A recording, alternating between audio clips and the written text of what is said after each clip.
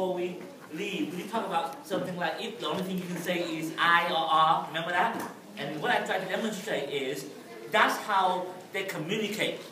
And the question we ask is, if every signal look the same, sound the same, how the heck they communicate?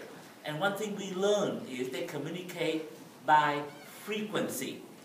Okay, as I mentioned, I'm putting an example. See, for example, if I say I need the water, I would say I, and that's it. You know, I need water. But I need a soda, I would say I. You see that? So, oh, that's you need water, even though my I is the same. And I know from the personal experience because that's why I study. How the heck do they communicate? And almost like us, each of us have our individual personality. Each neuron has their personality. For example, some are very talkative. They talk all the time. I'm able to recording from the neuron in the spinal cord where every time the neuron sends an extra potential, I connect to the speaker and make it pops out. Okay? And some cells, if you sit right there, and here's what they do. Pop, pop, pop, pop, pop, pop, pop, pop, pop, all day long. That means they just keep talking. Some cells only talk when they needed to. Some cells, when you push them, you hurt them, and they talk. Okay? And that's demonstrated that somehow we have not even close to break that code yet. But that's educated because look at the signal. And by the way, when we talk about all or none, okay, haven't I elaborate on that? All or none means that I think, who did I beat up the last time?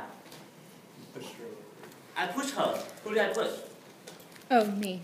Oh, how did I push? You okay? I'm good. All right. You remember the whole point? People always concerned that when the cell decides to send an actual potential, they never send, oh, half of the actual potential, or if you kick them real hard, it will increase to 150%. No. Either you send it or you don't. And when you send it, it looks the same all the time. And that's what I mean by all or none. And you can see clearly that they play an important role how you study an actual potential.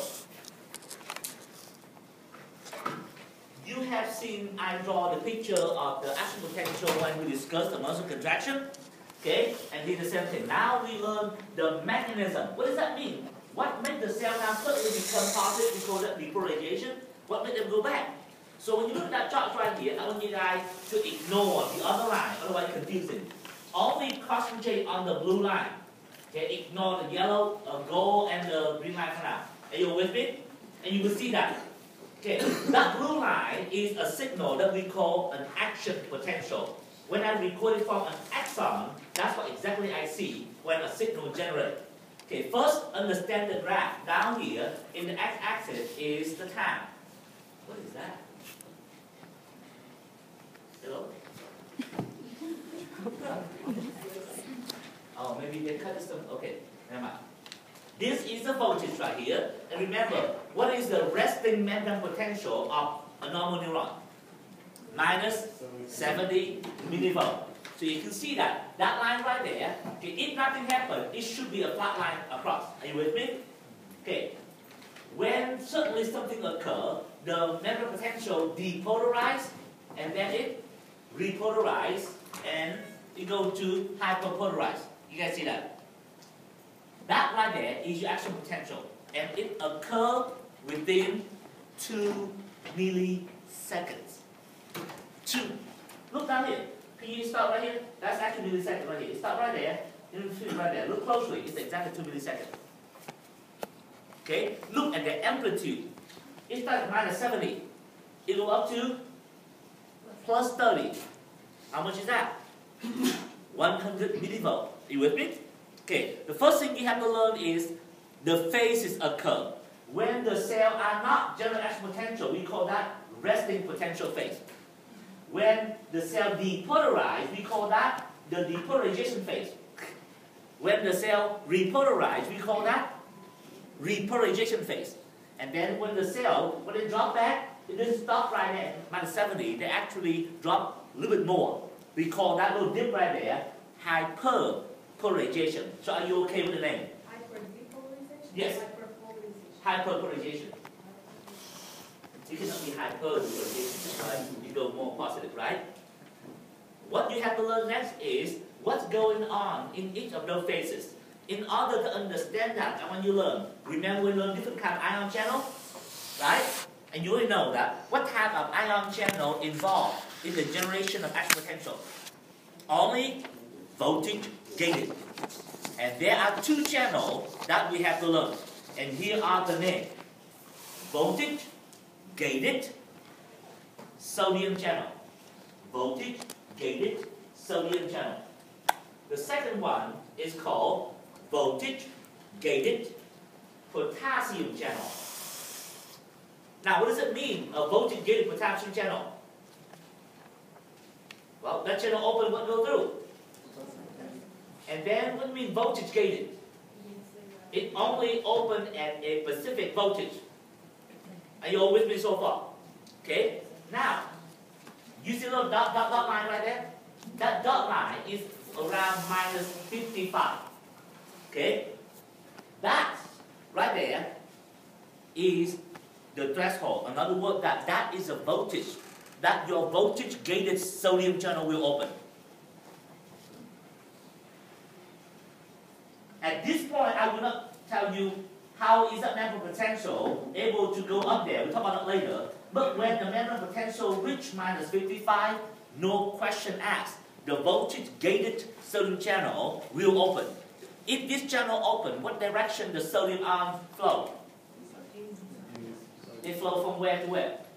Out to inside. And you learned already, sodium are positive charge. Right? So what does it make the membrane become? It will depolarize or hyperpolarize. It depolarize, right? And that's what you see right there. Boom! Sodium flow inside, causing the membrane to become positive. Do you guys see that? The more sodium coming in, the more positive it becomes. And right at about plus 30, two things happen. At that voltage, the voltage gated sodium channel close up. If that channel close up, no more sodium enter, and you can see that the membrane does not depolarize any further. At that same time, the voltage gated potassium channel also open. When potassium channel open, what direction the potassium ion flow? From inside, you know that, right? That's the reason why I asked you guys to memorize the 4 concentration differences of those 4 ions. Remember that? So if potassium flow out, what does it do to the membrane potential? It becomes more positive or more negative? More negative. Are you all with me in that? Why the membrane become more negative? Because it loses positive. Are you all with me?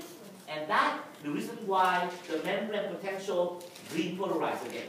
Because they become more negative. And one thing we learned that why they go more negative than usual, because the potassium channel, they open and close slowly. Therefore, when the membrane potential drop down to the minus 70, it starts to close. But they're not closed fast enough, so more potassium actually efflux more than intended. Because more potassium get out more than intended, the membrane becomes more than intended. It jumps right back. And that's what you see the activity going on. And that lasts for 2 milliseconds. No more, no less. Boom, boom, boom. And that's why you understand why ion concentration, why every time you do something wrong with you, they give you IV with the electrolyte. Make sure that you have all this in the optimal condition before you can see anything else. That's how we're able to contract the muscle. Remember how many times I say action potential? Right? That's how inside your brain interneurons communicate. Just for the fun thing. When you go to the dentist, okay? Before they extract your teeth, I hope they numb your teeth before they do that. Unless you're really tough guy or tough gal. Right? What is the common anesthesia that they actually inject into the gum before they extract your teeth? Lidocaine, Novocaine, all that, right? You know what exactly the name of those lidocaine is a brand name, right? The exact name of that lidocaine is called fast voltage gated sodium channel blocker. You say, huh? First, how do you feel pain? When they put that thing in there and pull the nociceptor, remember that? The nociceptor will detect that chain, and the nociceptor will generate action potential, and it sends that action potential through the nerve. We talk about the teeth, right? through the nerve, okay, and your brain say that it hurt. Does that make sense? And the brain only understands that it hurt when that receptor reported to the brain. Lidocaine coming in. Remember, in order for that nociceptor to generate action potential, they have to open certain channel that we just learned, right? So lidocaine coming in, blocking the voltage-gated sodium channel, can that receptor generate action potential? The answer is no. If there's no action potential, the brain don't even know something going on. That's how you don't feel pain. Is that cool? So next time when you have to extract your teeth and the doctor say, how much lidocaine do you want? You say, I don't want lidocaine. I want something that blocks completely all of its voltage-gated sodium channel. You say, oh, I would try to do that. You guys see that? That's really why I understand all this. And much more. So for the purpose of the test, you have to be able to know, for example, I asked. There are 3 phases in your action potential. Depolarization, repolarization, and hyperpolarization. In which phase that the voltage-gated potassium channel open? Can you answer that? Right? And the next thing is, out of those 3 phases, where the sodium flow through the membrane the most. Out of those 3 phases, in which that the sodium ion flow through the membrane the most. If you know the channel, it should be. Does it make sense? Right? And now, because you understand that, let's look right here. What the heck is that green line and the gold line? At first, we don't know what causes the action potential. So in the study, here's what they learned. The gold line tells you the membrane permeability to sodium.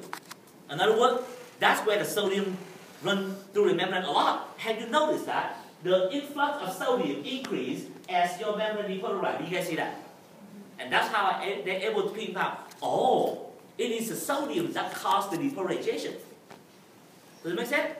Look at the green line. Where do you see the green line, which is the permeability to the potassium? You don't have the permeability increase until later. You see that? And that's what they learned. Oh, the repolarization is not the sodium. It is potassium that flows through. Are you all with me? Okay? And that's right there. That every time you see something like that in the brain and everything else, that's what happens.